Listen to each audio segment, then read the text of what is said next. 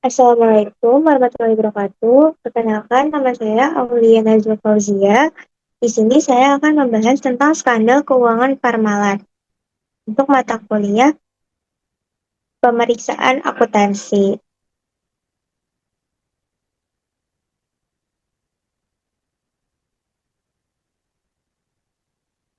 Sebelumnya, apa itu Parmalat?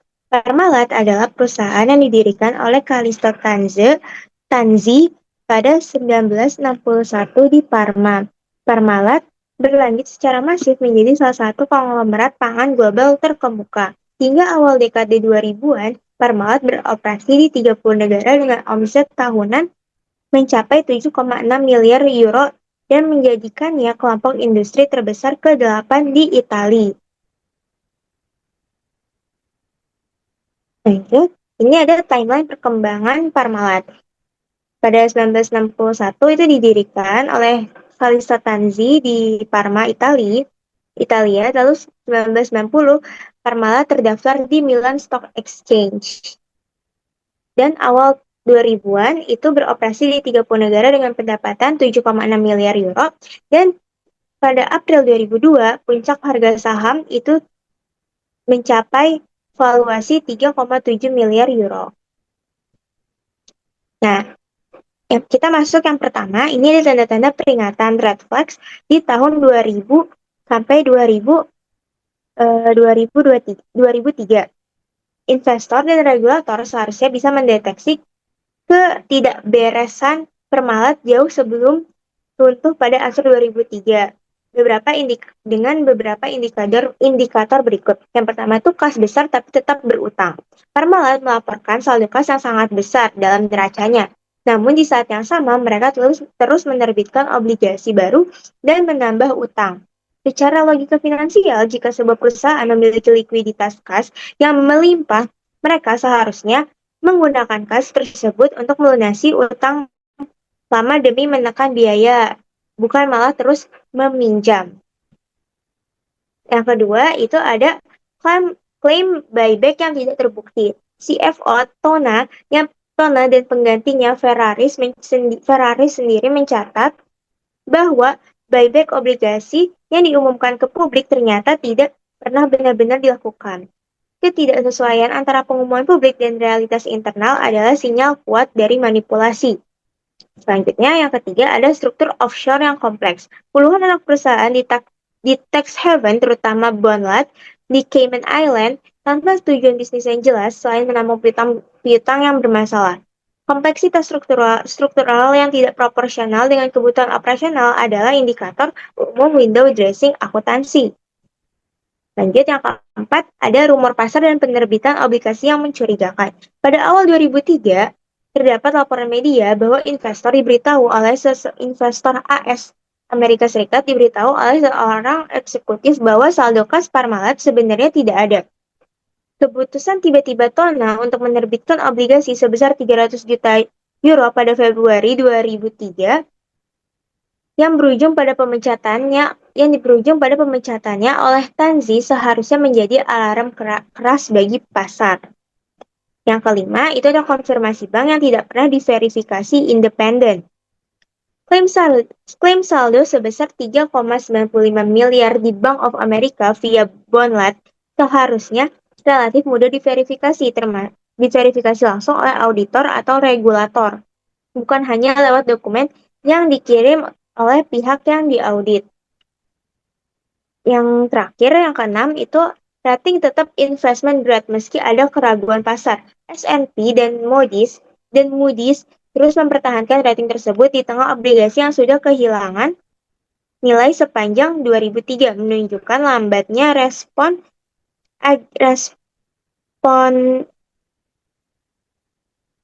respon agensi pemerintah terhadap sinyal pasar. Oke. Yang kedua, itu ada kontribusi auditor dan bank serta peran manajemen. Pihak eksternal memiliki andil besar dalam membiarkan skandal ini berlarut-larut karena kegagalan mereka dalam menerapkan skeptisisme profesional. Yang pertama, kegagalan auditor eksternal. Grant, Grant Thornton, auditor unit payment, dan Deloitte yang mengambil alih audit grup sejak 1999 dinilai melakukan rubber stamping asal tanda tangan tanpa memverifikasi substantif terhadap saldo-saldo akun krusial. Mereka mempercayai begitu saja dokumen palsu yang disediakan oleh manajemen. Yang kedua, itu ada pemalsuan dokumen perbankan. Inti dari runtuhnya fraud ini adalah akun bondlat di Bank of America yang diklaim berisi kas dan sekuritas sebesar 3,95 miliar euro. Dokumen konfirmasi bank tersebut ternyata sepenuhnya hasil pemalsuan, forgery, menggunakan mesin pemindai dan fotokopi. Lanjut, perspektif risk management di tahun 2003. Jika saya adalah manajer resiko di institusi tersebut pada tahun tersebut, kontrol ketat yang wajib dilakukan adalah konfirmasi bank independen secara langsung, direct independent bank confirmation. Auditor atau bank tidak boleh menerima surat konfirmasi fisik yang dibawa atau dikirimkan oleh pihak klien, yaitu manajemen Parmalat. Surat konfirmasi harus dikirimkan langsung oleh institusi keuangan pembawa akun kantor auditor melalui jalur logistik atau sistem elektronik yang diverifikasi dan aman untuk meminimalkan risiko intersepsi dan pemalsuan. Lanjut, kompleksitas struktur multi-yurisdiksi internasional. Penyebaran entitas Parmalat di berbagai negara seperti Italia, Cayman Island, Bahama, dan Amerika Serikat sengaja dirancang untuk menciptakan sekat regulasi. Hal ini menyulitkan investigasi dalam beberapa aspek. Yang pertama itu hambatan pengumpulan bukti lintas batas. Dokumen-dokumen keuangan krusial berada di wilayah hukum offshore yang memiliki aturan kerahasiaan bank yang sangat ketat seperti Cayman Island. Regulator India, konsop, dan prosekutor harus berkoordinasi secara birokratis dengan otoritas asing seperti SEC dan FBI di Amerika Serikat untuk melakukan penggerebekan dan penyitaan dana. Yang kedua, itu ada tantangan litigasi dan yurisdiksi. Ketika fraud terbongkar, para investor internasional khususnya dari AS mencoba menggugat bank dan auditor di pengadilan New York melalui skema class action. Namun banyak dari gugatan ini yang akhirnya gugur atau ditolak karena kendala pembuktian kolusi yang melintasi batas negara serta status kebangkrutan perusahaan. Lanjut. Lanjut. Yang ketiga, itu ada fragmentasi tanggung jawab audit. Karena hukum setempat, audit Parmalat terpecah. Grant Thornton mengaudit anak perusahaan luar negeri, sementara Deloitte mengaudit induknya. Celah koordinasi antar auditor lintas yurisdiksi ini dimanfaatkan manajemen untuk menyembunyikan skema Ponzi mereka. Lanjut. Selanjutnya, batas etika dan hukum. Finansial versus outright fraud. Manajemen Parmalat awalnya berdalih bahwa manipulasi ini dilakukan demi menjaga perusahaan tetap bertahan akibat kerugian operasional di Amerika Latin. Namun secara etika dan hukum, argumen ini tidak dapat diterima karena garis batas hukum yaitu financial engineering, rekayasa keuangan adalah pemanfaatan celah legal dalam aturan akuntansi untuk mempercantik laporan keuangan tanpa melanggar hukum, misalnya pemilihan metode depresiasi atau struktur sewa guna usaha. Sementara outright fraud itu adalah penipuan nyata yang melibatkan tindakan sengaja untuk mengelabui, memalsukan, dan menciptakan realitas palsu.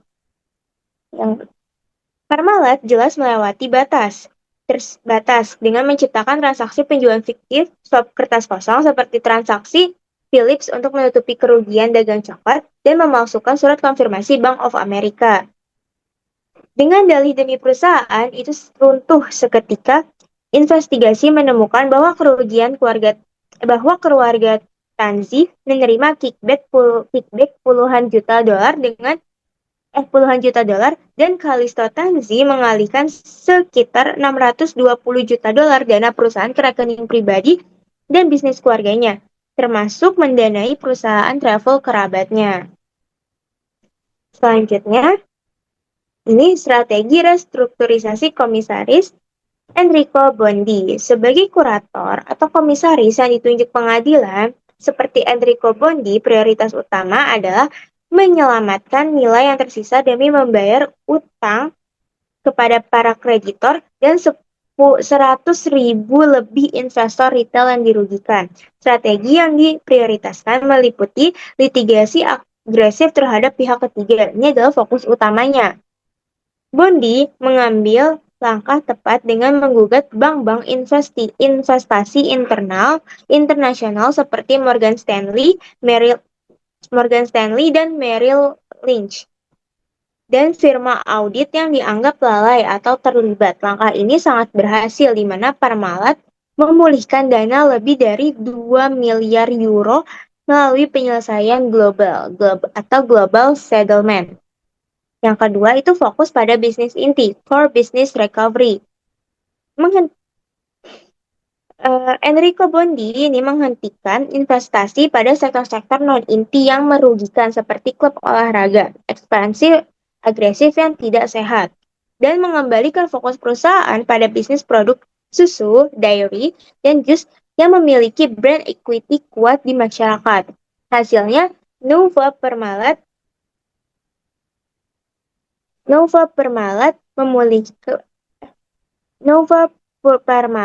berhasil kembali mencetak profitabilitas dengan sangat cepat. Lalu yang terakhir itu adalah restrukturisasi utang melalui debt to equity swap. Mengubah klaim utang para kreditor tua dengan kepemilikan saham di perusahaan baru, yaitu Nova Parmalat. Saham baru ini kemudian diregistrasikan dan diperdagangkan kembali di Bursa Milan pada Oktober 2005, memberikan jalan bagi kreditor untuk melikuidasi atau mempertahankan investasi mereka di bawah manajemen baru yang jauh lebih transparan. Oke, sekian dari saya untuk analisis kasus skandal Parmalat di sekitar tahun 2000-an. Terima kasih. Assalamualaikum warahmatullahi wabarakatuh.